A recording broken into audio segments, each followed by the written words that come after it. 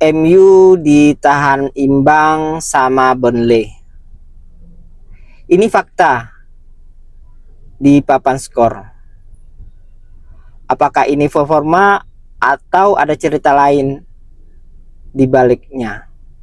Mari kita bahas. Sebelumnya kita disclaimer dulu ya teman-teman.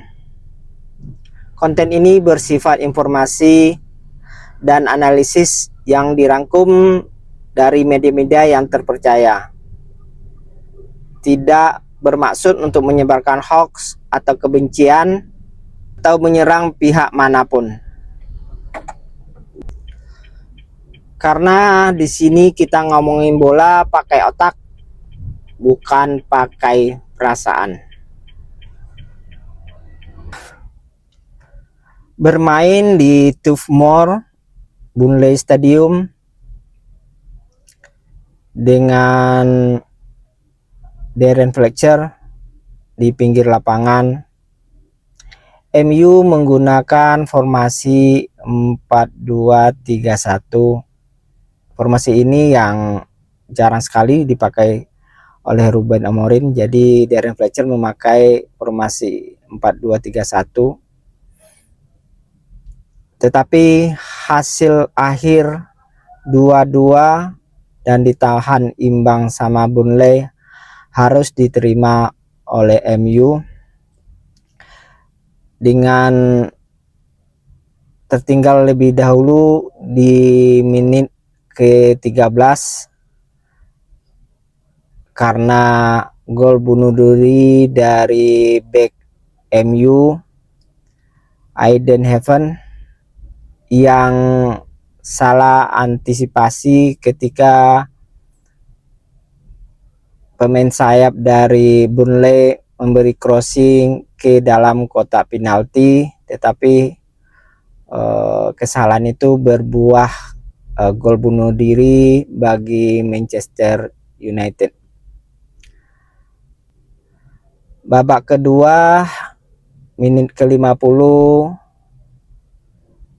Benjamin Sesko bisa menyamakan kedudukan dengan menerima umpan crossing dari Bruno Fernandes dan diselesaikan dengan bagus oleh Benjamin Sesko sehingga skor berubah menjadi 1-1. Kesempatan datang lagi pada menit ke-60 ketika Benjamin Sesko mendapat umpan crossing dari sebelah kiri pemain MU, penyerang MU sayap sebelah kiri, dan diselesaikan oleh Benjamin Sesko dan skor berubah menjadi 1-2. Kedudukan 1-2 tidak berselang lama karena di menit 66 pemain dari Burnley menerima bola crossing dan diselesaikan oleh Jadon Anthony di menit 66 dan skor berubah menjadi 2-2. Skor 2-2 bertahan sampai menit akhir. Walaupun banyak peluang yang tercipta, tetapi tidak ada yang menjadi gol oleh MU. Secara statistik, Manchester United menguasai jalan pertandingan dengan 35% penguasaan bola versus 65%, yang mana dimenangkan oleh Manchester United, dan tembakan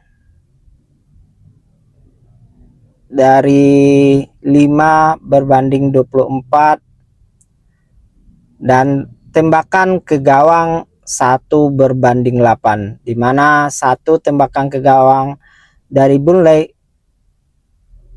berhasil menjadi gol, sedangkan 8 tembakan ke gawang oleh MU, 2 diantaranya menjadi gol. Passing sebanyak 299 berbanding 552 yang dimenangkan juga oleh Manchester United dengan pelanggaran 10 berbanding 8. Jadi Burnley melakukan pelanggaran sebanyak 10 pelanggaran berbanding 8 yang dilakukan oleh MU. Sedangkan Burnley mendapat 2 kartu kuning, sedangkan MU tidak ada yang mendapatkan kartu kuning walaupun kartu merah. Secara strategi, MU lebih dominan dengan penguasaan bola 65-68%, namun serangan MU tidak bisa dikonversi menjadi gol dengan skema permainan build up dari tengah dan kembali ke sisi sayap, tetapi banyak peluang tidak berubah menjadi gol sampai babak kedua selesai. Sedangkan dari Burnley secara penguasaan bola memang tidak dominan, tetapi mereka bermain sangat efektif sehingga mampu mencetak gol terlebih dahulu ke gawang MU, walaupun gol tersebut dilakukan karena kesalahan atau terjadi karena kesalahan back dari MU. Taktik dari Burnley yaitu pressing tinggi sehingga membuat MU tidak banyak peluang di sepertiga lapangan dari Burnley sehingga susah untuk dikonversi menjadi gol. Secara performa individu, Benjamin Sesko menjadi man of the match dalam pertandingan hari ini dan mencetak 2 gol. Tetapi kelemahan MU terlihat di lini belakang, terutama transisi yang dilakukan sehingga membuat adanya gol bunuh diri yang didapatkan oleh Burnley. Sedangkan Jadon Anthony menjadi kunci momentum dari gol penyama kedua dari Burnley. Hasil akhir, dan karena kebetulan hasil akhir itu lahir dari performa, strategi, dan eksekusi di lapangan. Ngomong bola pakai otak, bukan pakai perasaan.